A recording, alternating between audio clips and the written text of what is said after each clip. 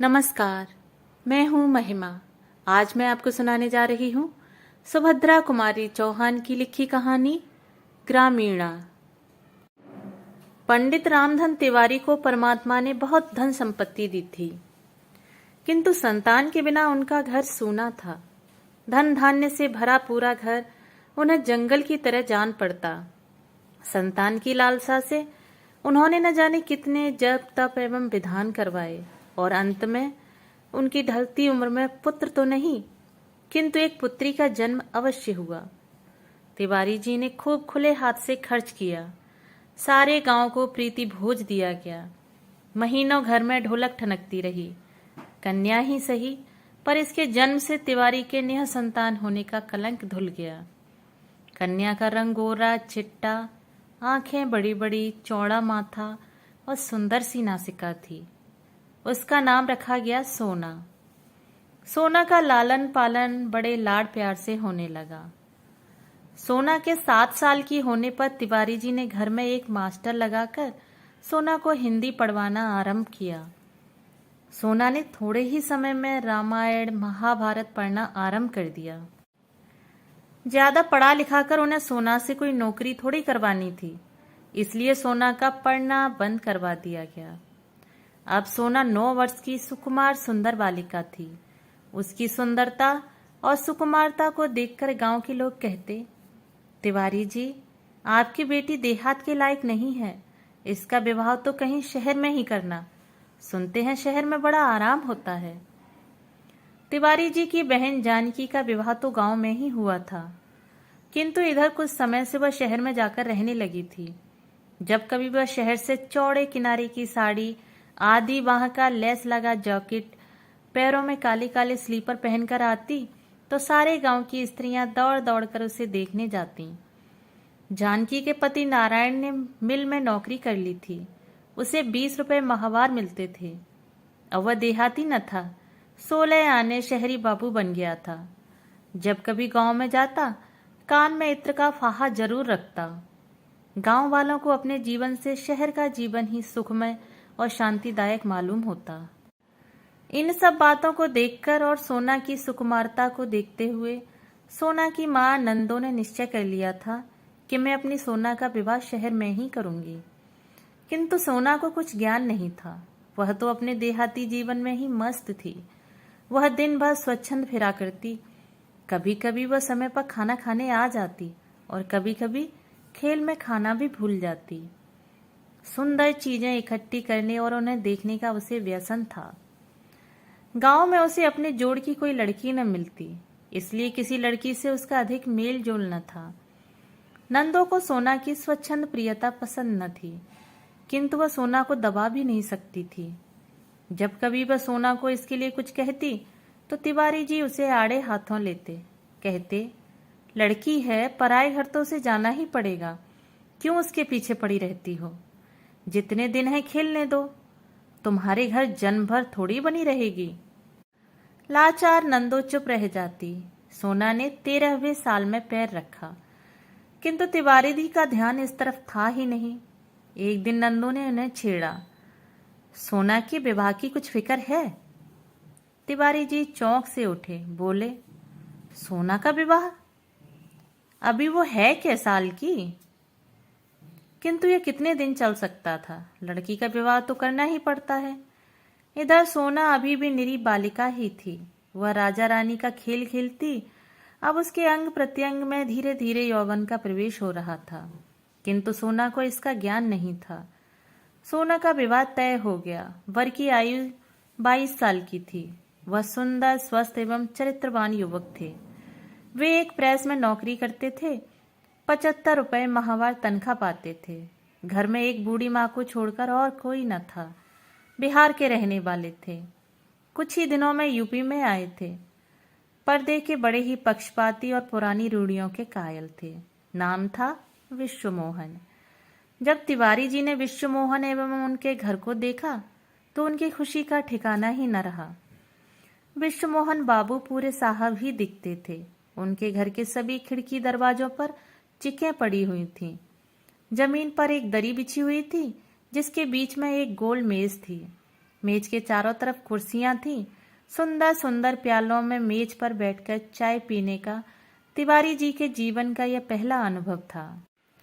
चाय पीने के बाद तिवारी जी ने 2 गिन्नियां वरिक्षा में देकर शादी पक्की कर दी। रास्ते में नारायण ने कहा, घर में देखा कितना पर्दा है। इनकी माँ बूढ़ी हो गई है, मगर मजाल है जो कोई परछाई भी देख ले।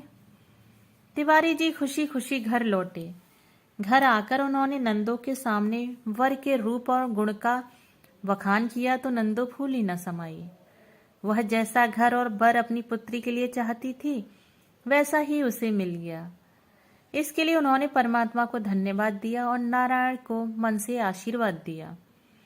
सोना ने जब सुना कि उसका विवाह हो रहा है, तब वह दौड़कर आई। उसने माँ से पूछा, माँ, विवाह कैसा होता है और क्यों होता है? माँ समझ ही न सकी कि पुत्री को क्या उत्तर दे, किंतु चतुर जानकी ने बात बना ली। वह बोली, विवाह हो जाने पर अच्छे अच्छे गहने कपड़े मिलते हैं, इसलिए विवाह होता है। सास के घर जाना पड़ता है। सो तो मैं पहले से ही जानती थी बुआ जी कि विवाह होने पर सास के घर जाना पड़ता है। मैं कही देती हूँ कि मैं कहीं नहीं जाऊंगी, विवाह चाहे करो या ना करो। कहती हुई सोना खेलने चली गई। नंदो बोली, जानकी दीदी, तुम लोगों की कृपा से मेरी सोना सुखी रहे। जैसे उसका नाम सोना है, वैसे ही उसके जीवन में सोना बरसता रहे। सोना का विवाह हो गया। रामधन तिवारी की लड़की का विवाह गांव के अन्य विवाहों से अलग था। उसमें सभी सामान शहर के लोगों के अनुरूप था।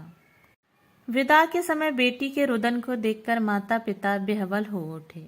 विदा के बाद पुत्री के बिछोह के साथ साथ तिवारी जी को आत्मसंतोष भी था कि उनकी पुत्री अच्छे घर में ब्याई गई है, सुखी से रहेगी। सोना ससुराल पहुंची। रास्ते भर तो जैसे तैसे आई, किंतु यहाँ आकर एक कोठरी में बंद कर दी गई और बाहर की साफ हवा दुर्लभ हो गई और उसे ससुराल का जीवन बड़ा कष्टकर मालूम हुआ। 4-6 दिन में ही वह मुरझा गई। एक दिन विश्वमोहन ऑफिस चले गए थे। सास सो रही थी। सोना आंगन के दरवाजे तक चली आई। चिक को हटाकर बाहर झांका। यहाँ देहात की तो सुंदरता न थी, किंतु साफ हवा तो थी ही। उसी समय एक बुढ़िया वहां से निकली। सोना को उसने चिक के पास देख लिया। उसने आकर उसकी सास से शिकायत की, विष्णु की अम्मा, तुम्हारी बहू के लक्षण अच्छे नहीं हैं। सोना को समझ ही ना आया कि उसे किस काम के लिए डांट पड़ रही है। चिक के पास जाकर उसने ऐसा कौन सा अपराध कर दिया। इसी बीच सोना का लेने के लिए तिवारी जी आ गए। उसने मन ही मन निश्चय किया कि वह वापस नहीं आएगी। लेकिन शहर वाले बहू को मैके में ज्यादा दिन नहीं रहने देते। विश्वमोहन 15 दिन बाद ही सोना को लेने आ गए। वे जब आ रहे थे तो उन्हें सोना रास्ते में ही पेड़ पर चढ़ी मिली। उसके साथ और भी बहुत से लड़के लड़कियां थे। सोना का सिर खुला था। सोना को विश्वमोहन ने देखा, किंतु वह उन्हें न देख पाई।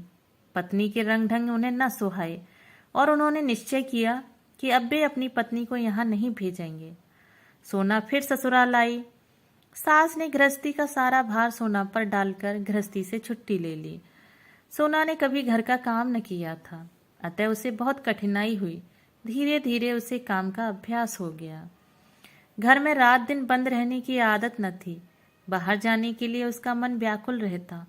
बाहर चना जोर गरम या अन्य आवाज सुनकर वह व्याकुल हो जाती।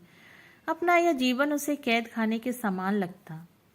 सोना बहुत दिनों तक अपने आप को रोक न सकी। वह पति एवं सास की आंख बचाकर गृह कार्य के पश्चात कभी खिड़की, कभी दरवाजे के पास खड़ी होकर या जैसा मौका मिलता जाकर खड़ी हो जाती। बाहर का दृश्य, हरे भरे पेड़ पत्तियां देखकर उसे कुछ शांति मिलती। मोहल्ले वालों से यह बात सहन न हुई। कल की आई हुई बड़े घर की बहू सदा खिड़की दरवाजों से लगी रहे। पुराने विचार वाले पर्दे के पक्षपातियों को सोना की हर बात में बुराई नजर आने लगी। इसी बीच किसी काम से सोना की सास को कुछ दिनों के लिए गांव जाना पड़ा। अब पति के ऑफिस जाने के बाद वह स्वच्छंद हिरनी की तरह फिरा करती। कोई रोक टोक करने वाला तो था नहीं। कभी कभी वह चिक से बाहर भी चली जाया करती। आसपास की कई औरतों से उसकी जान पहचान भी हो गई। वे लोग सोना के घर आने जाने लगे। वह लोग जो सोना से घुल मिलकर घंटों बातें किया करते थे, बाहर जाकर उसके विषय में न जाने क्या क्या कहते। धीरे धीरे इन बातों की चर्चा विश्व मोहन के कानों में भी जा पहुंची। उन्होंने गांव से अपनी माँ को बुला भेजा। साथ ही सोना को भी समझा दिया कि वह संभल कर रहे।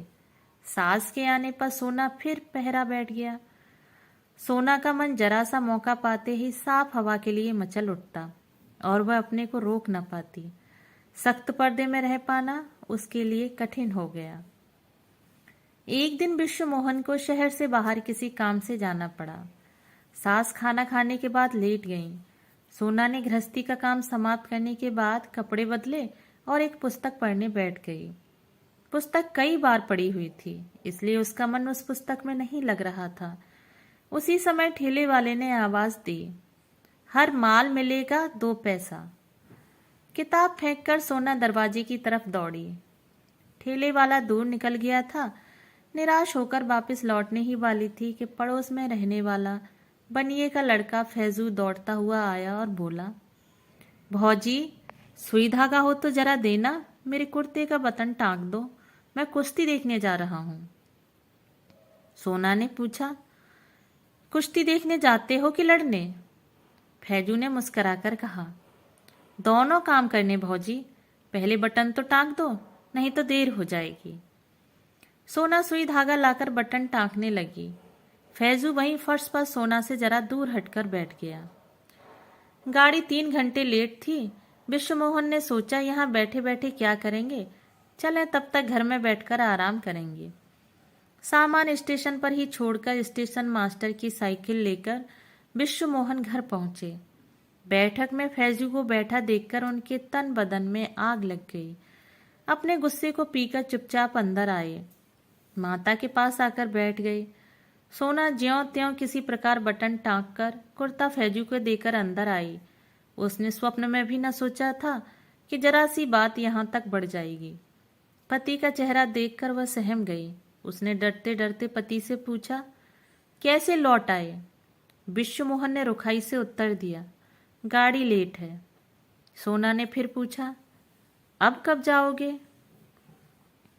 विश्वमोहन ने तीव्र दृष्टि पत्नी पर डाली और कठोर स्वर में बोले, गाड़ी 3 घंटे बाद आएगी, तब चला जाऊंगा।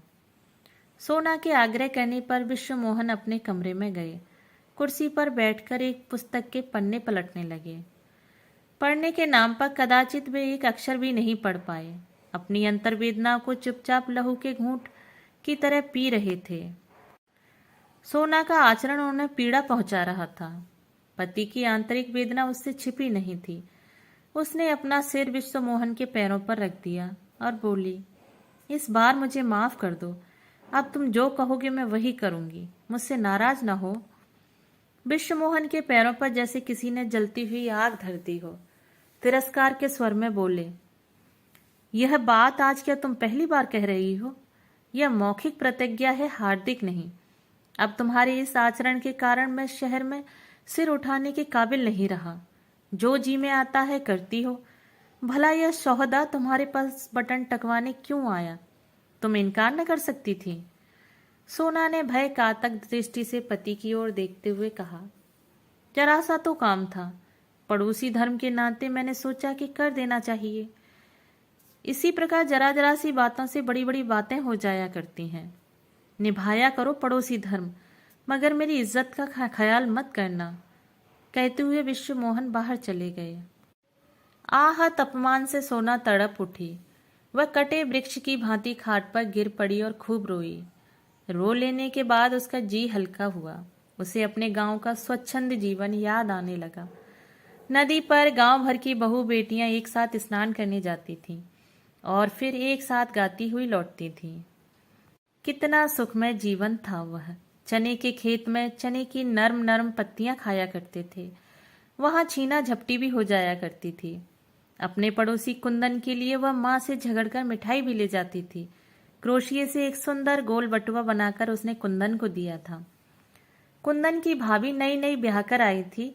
वह भी उन लोगों के साथ स्नान करने जाती थी। साथ बैठकर झूला भी झूलती थी। फिर मैंने कौन सा ऐसा पाप कर डाला कि इन्हें शहर में सिर उठाने की जगह नहीं रही। यदि किसी का कुछ काम कर देना पाप है तो शायद यह पाप जाने अनजाने मुझसे होता ही रहेगा। मेरे कारण उन्हें पग पग पर लांछित होना पड़े तो मेरे जीवन का मूल्य ही क्या है।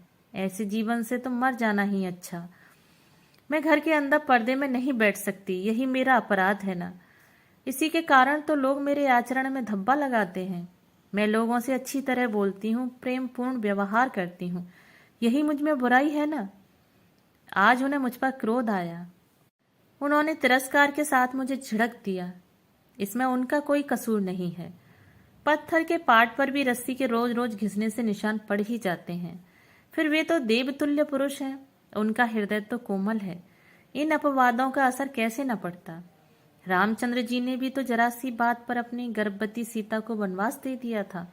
फिर ये तो साधारण मनुष्य ही हैं। इन्होंने तो जब कुछ नहीं कहा, पर इसमें मेरा कोई दोष है। जब इन्हीं को मेरा आचरण ठीक नहीं लगता तो मैं जीकर क्या करूंगी। इसी प्रकार के अनेक संकल्प विकल्प सोना के मन में आए और चले गए। 3 दिन बाद विश्वमोहन लौटे। जाने से पहले उनमें और सोना में जो कुछ बातचीत हुई थी वे उसे प्रायः भूल से गए थे। सोना के लिए एक अच्छी सी साड़ी, स्लीपर और कुछ हेयर क्लिप लिए हुए घर आए, किंतु सामने ही चबूतरे पर उन्हें फैजू बैठा हुआ मिला। विश्वमोहन उन्हें देखते ही तिलमिला उठे। सारी बातें ज्यों की त्यों ताजा हो गईं। चेहरा फिर गंभीर हो गया। घर आकर वे सोना से एक बात भी न कर पाए। माँ से 1-2 बातें कर बिना भोजन किए ही ऑफिस चले गए। सोना से यह उपेक्षा सही न गई। पिछले 3 दिनों से वह खिड़की दरवाजे के पास भी न गई थी और उसने यह निश्चय कर लिया था कि अब वह कभी खिड़की दरवाजों के पास नहीं जाएगी। विश्वमोहन के व्यवहार ने उसे अधिक खिन्न कर दिया। अपने जीवन को समाप्त करने का और उसे और कोई साधन न मिला। आंगन में लगे धतूरे के पेड़ से उसने 2-3 फल तोड़ लिए और उन्हें पीसकर पी गई। कुछ ही क्षण बाद सोना के हाथ पैर अकड़ने लगे। उसकी जबान ऐंठ गई और चेहरा काला पड़ गया। वह देख रही थी किंतु बोल नहीं सकती थी। इसी समय तिवारी जी सोना को विदा करवाने आ पहुंचे। सोना पिता को देखकर बहुत रोई। देखते ही देखते सोना के प्राण पखेरु उड़ गए। सोना सदा के लिए शांति की नींद सो गई। अपवाद की विषैली वायु उसे छू भी न सकती थी। घर भर में कोहराम मच गया। शाम 6 बजे विश्वमोहन जी ऑफिस से लौटे। घर में रोने की आवाज सुनकर उनका हृदय किसी अज्ञात आशंका से कांप उठा। घर आकर देखा कि तिवारी जी की कन्या की लाश गोद में लिए दहाड़े मारकर रो रहे थे।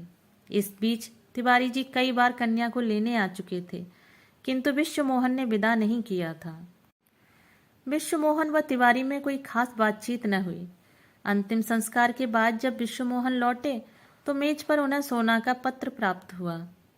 मेरे देवता, मैं मर रही हूँ। मरने वाला झूठ नहीं बोला करता। आज तो अंतिम बार विश्वास कर लेना, मैं निर्दोष थी। मुझे लगता है या तो यह दुनिया मेरे लायक नहीं या मैं इस दुनिया के लायक नहीं। इस छल कपट से परिपूर्ण संसार में मुझे भेजकर विधाता ने उचित नहीं किया।